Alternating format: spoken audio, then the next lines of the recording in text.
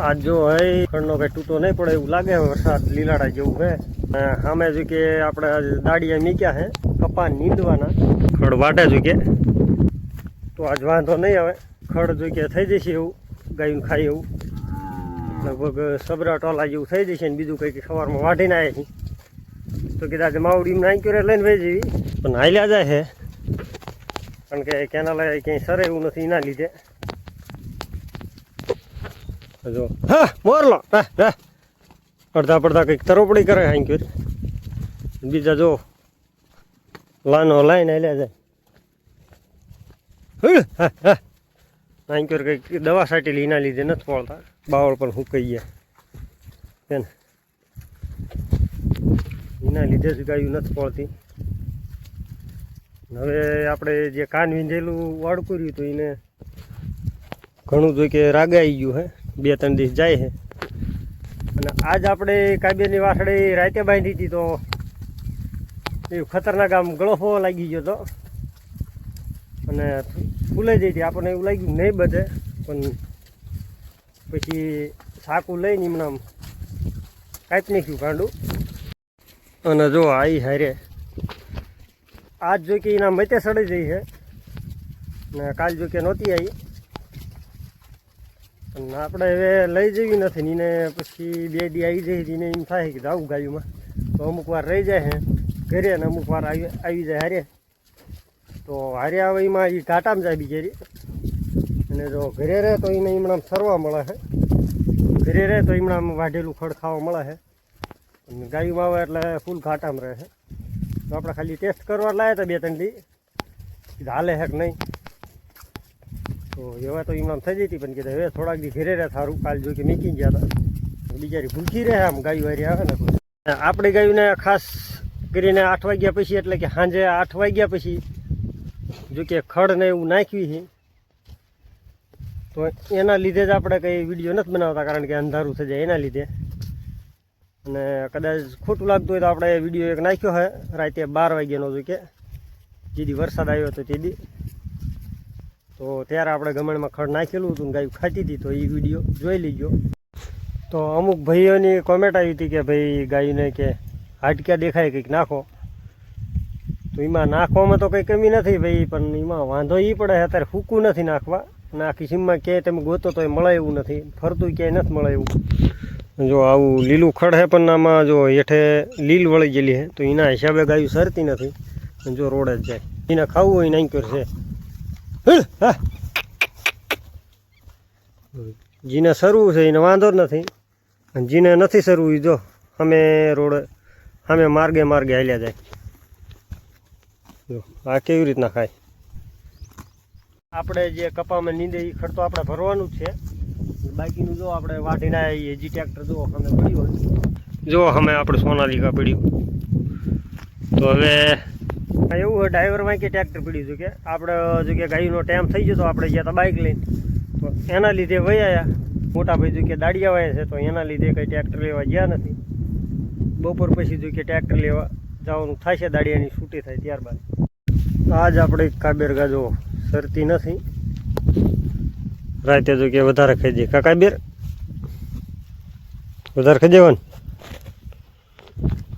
અને પાછી લંગડી થઈ જાય આજ આપણે કાબેર ગા લંગડી થઈ જાય આજ કાબેર ક્યાં પગે લંગડી છો આ દુખતો હોય ઉલકોરનો પગ દુખતો લાગે પાટું નું મારતી હો કાબેર પગ જ દુખે છે લંગડી હાલતી લાગે તો એ છતાંય થોડીક હાંકી જોઈએ ખબર પડે ક્યાં પગે લંગડી હાલતો થોડીક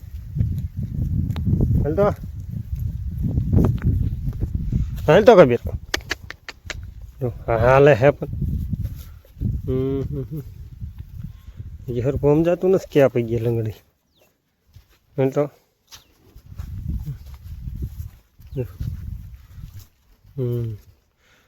ઉલકો ના પૈકી લંગડી લાગે ઘડીક તો આ પૈકી લંગડી હાલે ઘડીક ઓલા પૈકી લંગડી આવે એટલે કબીર તું ઘડીક આ પૈકી લંગડી આવેલ ઘડીક ઓલા પૈકી લંગડી આવેલ તો સમજાતું નથી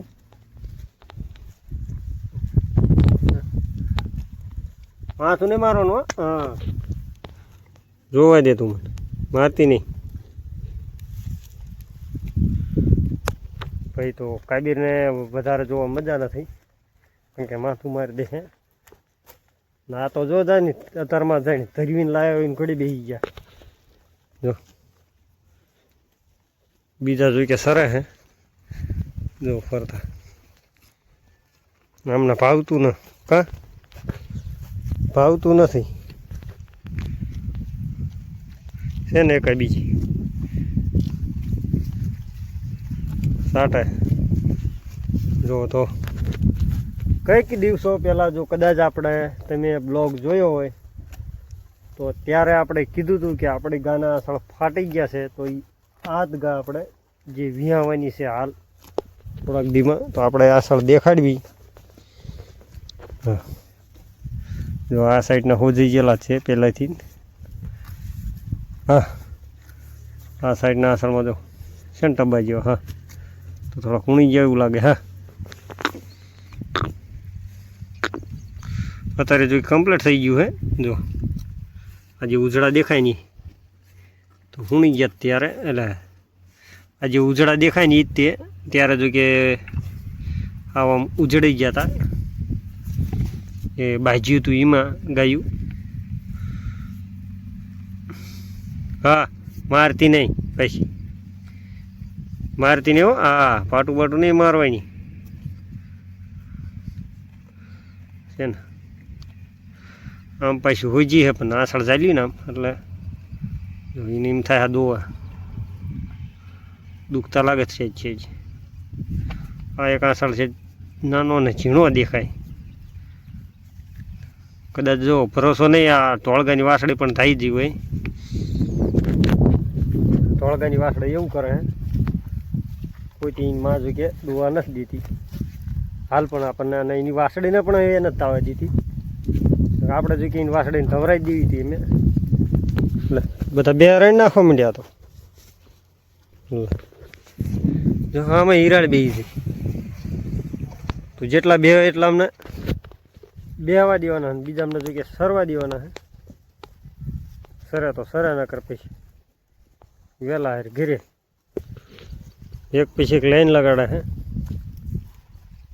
અને જો કે ખાસ કરીને આપણે હમણાં પણ કીધું ને અત્યારે પણ કહી દેવી, ખાસ કરીને 8 થી 9ના ગાળામાં આપણે ખડ નાખવી. કદાચ શોર્ટ વિડીયો નાખવી તો નાખવી સાંજે, ને પાછું કાલે નાખ્યું. બાકી આપણે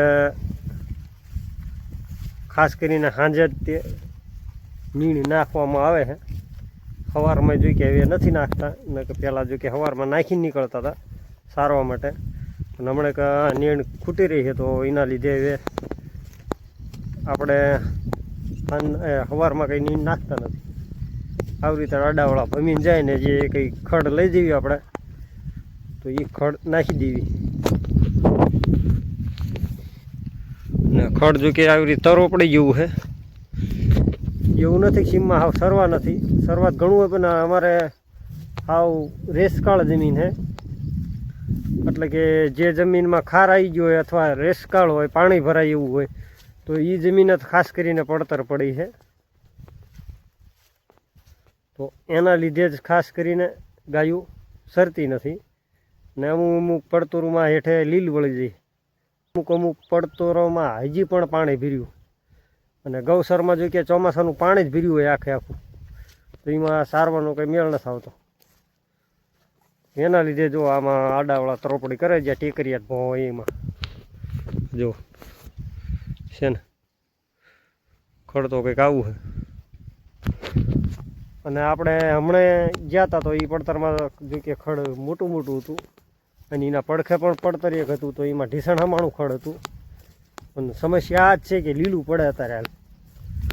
તો અમારે કમસે કમ એક વરસાદ જબરજસ્ત થઈ જાય, જો કે થઈ જ ગયો હે, એક વરસાદ જબરજસ્ત થઈ ગયો હોય તો એના લીધે હવે ખેતરું કોરા થવામાં લગભગ 20 થી 25 અને 25 30 દિવસ થાય ત્યાં લગી જો કે ખેતરું કોરા નથી થતા. અને આમાં આપ જોઈ શકો છો લીલ પણ વળી જાય છે ને પાણી ભરેલા જો, તો આવી સમસ્યા વધારે રહે. તો એના લીધે ગાયું વણ તો ખતરનાક દુબળી પડી ગઈ. જો કે પોરનું વરા સારું હતું, ઓણ બધું એવું જ છે. અને અમારે જે કે પડખે પાડોશી ગામ છે આપણે સાંકળી કરીને, એ ગામ નામની પણ આ જ હાલત છે અત્યારે. તો એના લીધે ઈવડાઈ ગાયું જો કે બહાર હાંકીને વહી ગયા છે ડાવળા હગાવાલીશ્રીના ગામમાં. જો કે ખડ નથી એના હિસાબે, અને ઇન્કર ખડ હોય તો ઈવડાઈ લઈને વહી જાય છે. અને આપણે જો કે નથી જતા ગામ મીકીને, ગમી સાહેબ આવીને સારવી ને આવીને એ વાઢીને નાખી રાખી છે. અને એક ભાઈની કોમેન્ટ આવી હતી આપણે યુટ્યુબમાં કે એમનું નામ વિજય સોહલા કરીને છે. તો કે ભાઈ તમારી બાજુ ચરવાનું ન હોય તો કે વહી આવો ગઢડા બાજુ. તો એ ભાઈને કોમેન્ટ કરવાની ખાસ વિનંતી કે ભાઈ કોમેન્ટ કરજો શું ગઢડા બાજુ તમારે કેવું ચરવાનું છે. અને તું તારે એવું લાગે તમારી ચેનલમાં શોર્ટ વિડીયો નાખજો, આપણે જોઈશું કે તમારી બાજુ પણ કેવું અત્યારે હાલ સરવાનું છે. આપણી બાજુ તો જો કે આવા જ હાલ છે અત્યારે. અને આપણે ખાસ કરીને ચોમાસું એટલું જ બહુ નડે છે,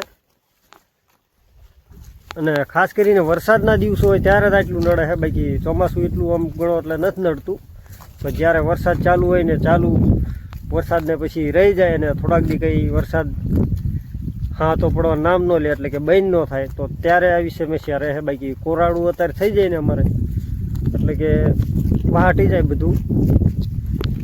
તો 20-25 દી અત્યારે હાલ અમારે વરસાદ ન આવે તો અમારે પછી વાંધો ન આવે.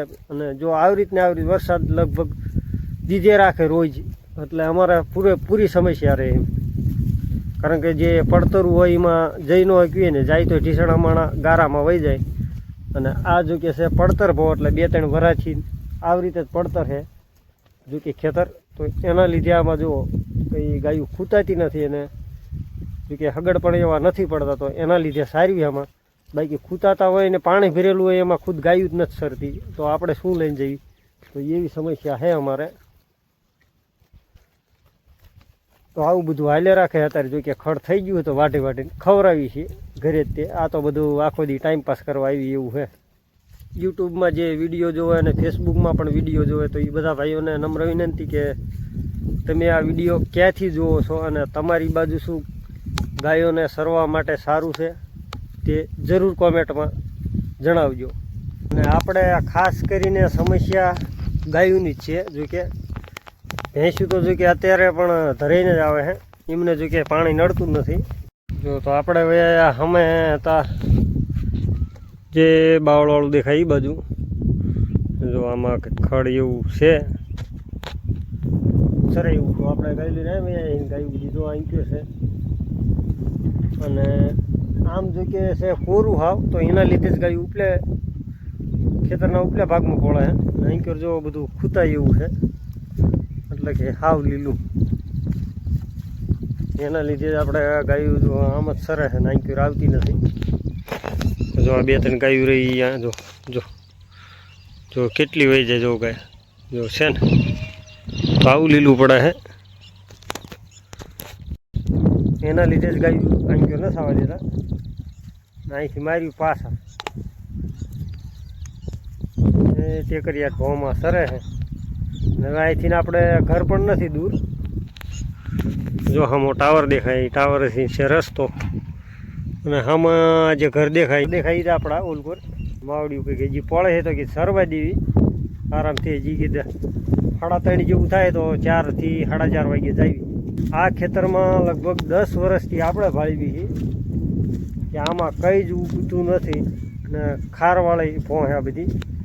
લગભગ ખેડૂએ આમાં એક થર સડાવી દીધો ધૂળનો. લગભગ 2 થી 2.5 લાખનો ખર્ચો કર્યો છે માટીમાં, છતાં એ ખેતરમાં કંઈ ઉગ્યું નહીં. જો કે અજમો વાયો તો એ પણ ન ઉગ્યો. તમારે અહીંયા એવું ગણાય એવું મનાય કે ખારવાળી ભોં હોય એમાં કંઈ ન ઉગે તો અજમો તો થાય જ છે, પરંતુ આમાં અજમો પણ ન ઉગ્યો. અને હવે તમને દેખાડું પડખેનું ખેતર, જે પહેલાં આ ખેતર પણ એના જ લેવલમાં હતું. તો છે ને ભર્યું ને પાણી ડાંગર વાઈ વહીને ઘોડે અંદર ખડું ગયું ઠેઠ અહીં લઈ ગઈ. તો આમાં ખેડૂએ જાહેર વાવી હતી પરંતુ પછી ઉગી નહીં અને પાણી ભરાઈ ગયું એક ખામતું. તો આવી જમીન છે આ. ને આ ખેતર જો કે નીસું છે ને આ જો ઊંસું માટી નાખીને શું કરવામાં આવ્યું છે અને છતાંય આમાં કંઈ ઉગતું નથી ને વાંયનો જે આપણે ઉલકોનો ભાગ રહ્યો ખેતરનો એમાં બધું પાણી ભરાઈ રહે આવું છે ખાસ કરીને. સર એવું જો કે આમાં તો કાંઈ રખડી રહે પણ કોરું હોવું જોઈએ ટૂંકમાં. ગારા ને બધું કોરું હોય ને હાવ ને ખરાડ કાઢે તો આમાં રખડે, બાકી આમાં બધું જો આમાં બધું ને કરે કૂતકણા જેવું છે. એટલે આમાં બાઈસે જેટલી આવે તો એના લીધે ગાયું નથી સરતી. કડક ભવાઈ તમને મળે જ નહીં, ક્યાંય રેતવાળ જ છે બધું. તો આવા છે કંઈક આપણા ગામના અને જમીનના હાલ. તો કોમેન્ટ કરજો તમારી બાજુ કેવી રીતનું શું છે. બાકી મળશું હવે આગલા વિડીયોમાં. ત્યાં લગી જય શ્રી કૃષ્ણ ને જય સિયારામ બધાને કોમેન્ટ જરૂર કરજો.